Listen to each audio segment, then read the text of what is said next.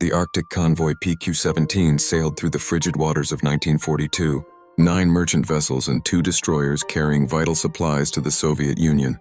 Captain Richard Harrington of HMS Valiant led the convoy, his weathered face masking decades of naval experience. Yet nothing in his years at sea could prepare him for what lurked in these icy depths. The first warning came on their second night. "Captain," the sonar operator's voice trembled. "There's something massive below us." The radar screen showed a shadow larger than any U-boat, gliding beneath their convoy with an almost deliberate grace. Harrington dismissed it as equipment malfunction, but deep down something felt wrong. Dawn brought reports from the SS Horizon, a serpentine shape breaking the surface momentarily before vanishing. Harrington attributed it to battle fatigue, but the crew's whispers grew louder. Ancient creatures awakening from the depths, they said, roused by the war's thunder. That night, the shadow returned with violent intent.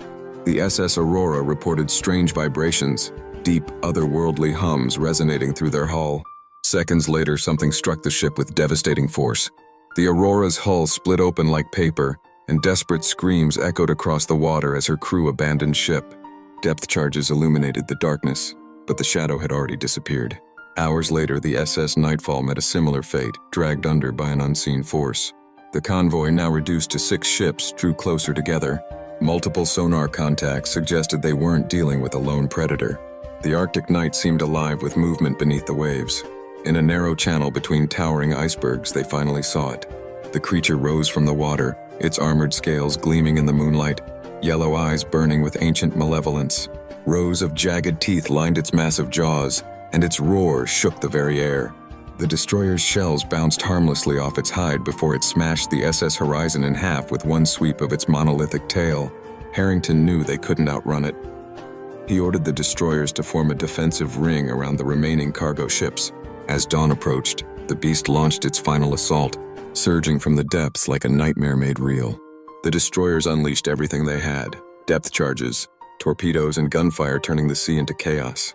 But as the first rays of sun pierced the Arctic gloom, the creature released one last bone-chilling howl and vanished into the depths.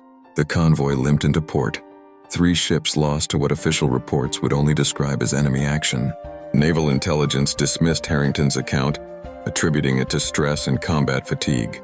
Yet years later, survivors still speak of that shadow beneath the waves, their voices carrying equal measures of terror and awe. Was it a prehistoric beast awakened by war? A warning from nature itself? The truth remains hidden in the dark waters of the Arctic, where sometimes, on quiet nights, sailors still report strange movements in the depths below. The mystery of Convoy PQ-17's shadow remains one of the war's most chilling untold stories, a reminder that in the vast oceans there are things beyond our understanding, ancient and powerful, watching from the deep.